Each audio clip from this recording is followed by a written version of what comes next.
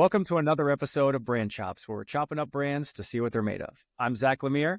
And I'm Chris Duhaime. And today we're going to be talking a little bit about mission and vision and why they're so critical to your brand. Yeah, last time we talked a little bit about purpose and even just the reason why we are doing this podcast. And, we put all these things together, the purpose, the vision, the mission, core values into what we call a brand compass so that you have a true direction no matter where you're going to lead you forward. And the next piece is definitely vision and mission. And you want to start with the vision, the big high value concept. What is the thing that you want to achieve? It's got to be super aspirational. It's got to be inspirational. What would the brand like to achieve or accomplish in the midterm or long-term future? And these things can evolve, but we can get into that. And the mission is just the core strategy that outlines how the brand's going to achieve that vision. So that's why you have a vision before you can have a mission. Yeah, a lot of times people get that mixed up a little bit and they think mission first and then vision afterwards. But for the way we like to do it, we like to look at the long-term goal first and then find the little milestones in the mission that will build up to that vision. So, yeah, and once you have your purpose developed, which is the first piece of this puzzle in one of our previous podcasts, that's really going to help you lock in and make sure that everything's connected. So let's talk a little bit about vision. What's the overall goal when it comes to vision? The overall goal when it comes to vision is to have a unified destination that everybody can get behind. And so when, we use Apple a lot just because it is a very easy example, but their vision is to create computers that break the status quo. They like to create experiences. All of this put together, you see, comes into play with all of the things that they do. It's always rooted here and they're always going towards that vision. Purpose and core values, those are pretty standard and they stay in and they're unflappable. But visions and missions can shift and evolve as you accomplish them. For example, SpaceX, they want to colonize Mars. That's their vision. It's huge. It's a pretty big goal. But now they know exactly where they're going. And now it's going to be super easy for you to build a mission to achieve that vision because you know where you're going. One of the first things we need to do is first define what a vision is. There's many different definitions for a vision statement, but ultimately it is that big aspirational and inspirational goal that you set so that you know what your mission is going to be. And it's got to have a really strong tie and lock into your purpose and core values as you're going through them. So for example, Apple's mission is to make the best products on earth and to leave the world better than we found it. That's their vision. Comparison, their mission is to bring the best user experience to its customers through its innovative hardware, software, and services. So as you can see, that's how they're going to achieve that vision. Their purpose, their why, is to challenge the status quo. And everything they do is rooted in that purpose, whether the vision or mission changes. I think it makes a lot of sense as far as like a small business. Obviously, that's a pretty lofty goal. And a large corporation, I'm imagining that didn't stay the same through their growth, right? They've been able to adjust and adapt their vision and mission over the years because they've been able to accomplish certain things. So now they're such a large company that they have such a grandiose vision that in some cases is probably not going to be completely achievable, but they can at least achieve it to their best ability. And then their mission can be things that are achievable over time to get them as close to that vision as possible. Right. And I'm sure that when were just hashing this out in the garage in California, their vision was not this grandiose. Their vision was probably just to make something that worked that people would buy. And, I'm sure that it was a little bit different than that, but it certainly wasn't as grandiose as this, or even the SpaceX one, where they want to colonize Mars. I mean, it's a pretty big, crazy vision, but you can't achieve anything unless you set a bar somewhere. And that's what the vision is about. So you can't really, you almost want to build something with your vision that kind of scares you a little. And that's how you know you're really in the right spot, is that if it's that big and aspirational and inspirational, and then your mission will be the thing that gets you there. Now, as you're developing this and as you're going through and following the mission to achieve the vision, you might find that certain elements of the markets or certain things change, like COVID, for example, changed a lot of things. And so you might have to go back to the drawing board and say, okay, well, we have to pivot, we have to shift. And now our vision is a little bit different. but that way we change our mission, but we never change our purpose or our core values, right? Because those are those foundational elements. But your vision and your mission they can definitely evolve. And I think it's important to look at a vision like holistically when it comes to your entire team and bringing in some outside perspective. Obviously, at the end of the day, it's going to be a leadership decision, but I think it's important to get people vested in that vision so that everyone's sort of on the same page and, rowing the boat in the same direction. Absolutely. It helps, just like everything else in this brand compass, it helps empower your sales team and it helps unite them. Because a lot of times sales teams are made up of people who are interpreting what your brand is about based on what they feel like they understand. And then they go out into the world and then they share this with everybody in a different way, and it lacks continuity. And you're not building a brand, you're creating noise, because now everybody hears a different version of what this brand is instead of everybody being under the same roof, talking about the same thing, going in the same direction, as you say, rowing in the same direction. Mm. And that's the biggest thing, right? Is you just got to make sure that you have this locked in and it's rooted in those unflappable values of your business, and that you get buy-in from the rest of the company, right? And this is also a good qualifier for hiring and firing, right? You want people who believe in what you believe in, people who are crazy about science and crazy about astronomy and crazy about getting off the earth and colonizing Mars. Those are the people you want working for you, and they're going to get behind a mission like that and a vision like that. And that's why you have to build something so inspirational and aspirational that people want to be a part of it. Yeah, if you're a small business right now and you're looking to sort of build your vision, what are some of the questions you think that you should be asking yourself when you're building up this vision? I know for one of the things that I look at would be, kind of what change do you want to see in the world and why do you want to see that change, right? That's going to be your more aspirational, like where's this, big hole in the way society's operating, or where can you build some more community, or how can you help humankind in a big way? Mm-hmm. Right. And again, it depends on, this is why you really got to establish your purpose first, because if you're, for example, Patagonia, we do use that as an example sometimes. They're really all about sustaining the earth and protecting the planet. And so everything that they do is centered around that in their vision and their mission. And if they didn't have that developed first, then they would just be creating something that really has no substance, that people can't gravitate to and grab onto. Definitely, you really want to start off with that question you just mentioned, which was, who or where do you want to see a change in the world and why? And then after that, you really want to talk about how do you want it to change? So in this case, we'll just use SpaceX. They see that the Earth is falling apart and we might need to colonize in a different place.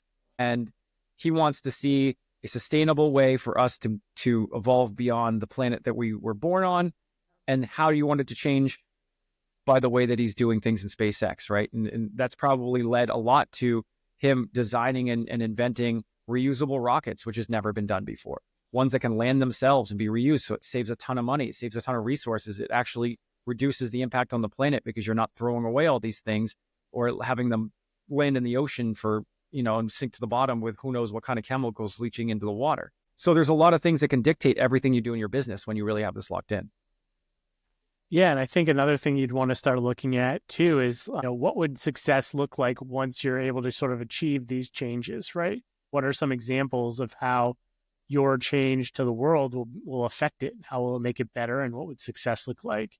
And then also how you want others to sort of perceive this success from an outside perspective looking in. At the end of the day, all of these things you want to look at from an outside perspective looking in, because those are going to be your potential clients that are looking at these things like vision and mission and core values. And they're basically looking at them as like a validation point, right? A place where you can validate if this company has the same values or core beliefs that we do as a client.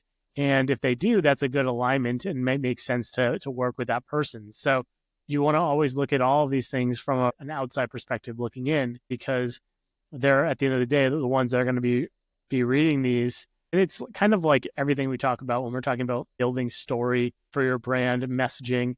A lot of times people believe that their story of their company is about them. In actuality, it's not, right? It's about your clients, about the people you work with. They're really going to be that sort of hero in your story, and you're there to guide them to the next thing, right? So however you're able to sort of successfully help them navigate through any of these challenges, that's essentially what your story is. And so we just always want to be looking from that outside perspective. Yeah, and that's a great point to talk about story, which is another podcast, I'm sure, for the future. But you want to make sure that that story is resonating and is echoing through every element of your messaging. Your purpose, your vision, your mission, your core values, or brand position statement, or web page, your homepage intro. All that stuff should be speaking directly to the people that need you the most, speaking on the solution that you offer, the problem that they are struggling with, instead of here's all the ways that we're awesome and how many awards we've won and how long we've been doing it and how many people we have hired. People really don't care about that until later on down the funnel, where they're ready. You've got their attention and their interest, and now they've got a desire to learn more before they take action. They want to qualify you. Then you throw that authority statement in there. And that right there really helps them start to trust you. Yeah, I always equate it to like when you're talking to somebody and all they're doing is bragging about themselves, right? You sit down and you stop listening to whatever they're saying because it no longer has any value to you in that conversation. At the end of the day, everybody thinks about themselves first. It's tough to say because people like to think that they're externally, they're always looking to be kind and help other people, and that might be true, but there's a certain self-satisfaction that comes with helping other people that is also part of that equation too. So I think that's the way I would look at it is how do you want others to sort of hear you when you're talking about yourself, and you really want to be engaging them, hitting on their pain and problems when you're talking about yourself, which will essentially help them relate to what you have to say. Absolutely. Absolutely. We're only hardwired psychologically to survive or thrive. And that's the thing. So people listening to this podcast, don't feel bad if you find yourself not caring about what people are saying when they're talking about themselves as much, because it's not your fault. It's not even a choice. It's subconscious. So when we're hearing people, this is why you don't start the conversation with, look at how great I am and how many things I've done and how long I've been doing it, because that's not helping them survive or thrive. And they're tuning you out because we're trying to save the mental calories, because you're not helping us stay out of our own way or stay out of the way of danger or get to the next level. And that's right there. So once you start figuring all of this out and perceiving it in this way, you start to re-engineer how you're going to speak and how you're going to show up consistently. And that changes everything. Because when you leave a room, do you want them to think, oh, well, that person is really smart about the things he cares about, or that person is the solution to my problem? Right. So as you're building up this vision, there's definitely some things that you want to keep in mind when you're building up this statement, right? So you want this statement to be unique. You want it to, differentiate yourself from other organizations. You want to have it be, widely understood by not only the people that you're going to be working with, but just the general community. So you want it to be basically as simple as possible.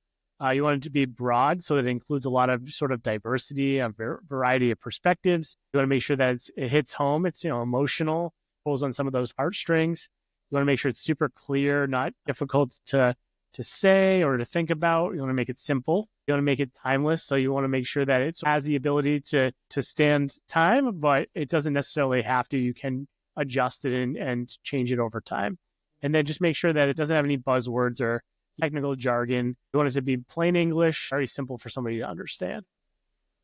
That plain English piece is really important to drive home, because I think a lot of people feel compelled to use the bigger words, to use the jargon to qualify themselves as an expert, when in reality, you're just confusing people or creating too much mental calorie requirement for them to listen. Dumbing down your language is not seeing them as stupid or less intelligent. You're just removing barriers to entry.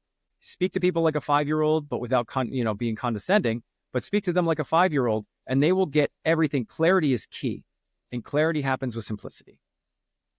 Yeah, absolutely. And now we're cutting into the mission, right? So like now that we've sort of identified what that vision looks like, that sort of high bar, we've got to get those milestones put in place to be able to achieve that vision. So let's talk a little bit about the differences between vision and mission, and what you see as being a good foundation to build a mission statement. We touched upon it briefly before, but the vision is your big aspirational goal, and your mission is what you're going to do every day to achieve that goal. That's the biggest difference. And when we've seen a lot of people do this in reverse, where they start with the mission. Everybody thinks mission first, but it doesn't make sense. Think about a war, right? If you don't have a war to win, then how can you plan a mission to win it? You need to have a war to win, and the war to win is your big vision. So when you're crafting your mission, you need to ask yourself things like this: what do we do? And more importantly, and something that I don't think many people and enough people ask, is what do we not do? So you can be crystal clear as to where you're going to show up, how you're going to position yourself, how you're going to be perceived, and what you can confidently say no to. That's another big piece of this vision and mission, right? It helps you understand what's a heck yes and what's a heck no. And then when you really figure out what do we do and what do we not do, ask yourself the question of how do these actions support the vision? Because if they don't, then you've got to start over. Start asking yourself, what is unique about you guys as a company?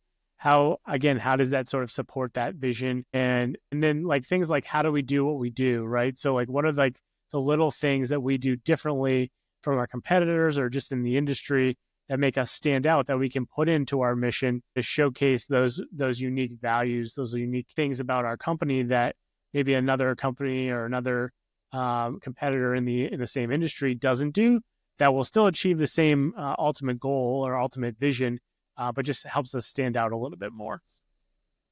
And another question to ask, right, is why do we exist?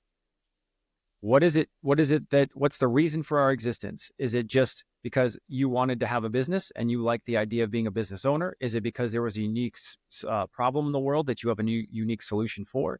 Is it because you're better at solving this problem than everyone else? It's a bunch of different things, right?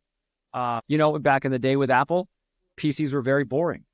They were very boring. They were very hard to use. So if you weren't really a computer scientist and you didn't have, before graphical user interfaces and the mouse were invented, that wasn't invented. The graphical user interface and the mouse was not invented by Apple, but it was really pioneered, made mainstream by Apple. I think Xerox made the mouse. But the point is you really have to understand why you exist. And that's not so much to put that piece into the mission, but it's to make sure that it's lined up with the vision. Yeah, I think it's also really important to be specific when it comes to like who you work with, types of customers you have, whether it's a specific industry, demographic, types of companies. There's a lot of different ways that you can do that. You want to be all encompassing, but you still want to also be a little bit focused when it comes to exactly what type of person or customer you're working with. And then also like what value do you bring to that customer? What problems are you solving for them to be able to continue working better or living better at that point? So those are some other things that I would look at when starting to build out your mission statement. And then I think some quality check things that you can think about as you're sort of building out that statement would be, is your statement verb-based? What does your organization do and why does it do it?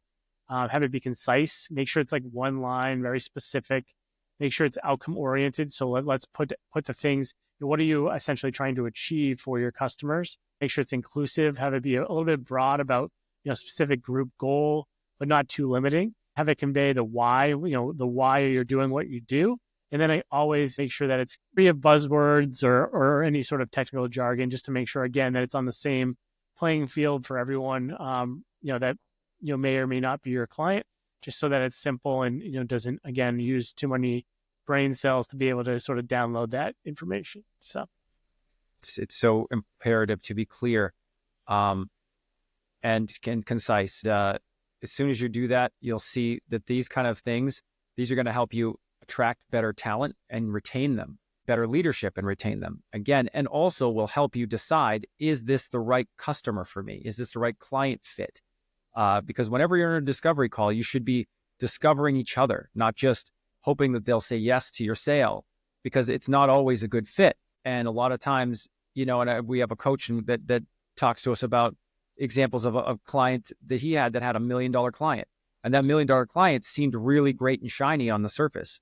But when they realized that it was sucking all of the resources and bandwidth from his team, and it was almost zero profit or break even, when he got rid of that $1 million, which is a scary thing to do, his profit margin went up by like 20% by default.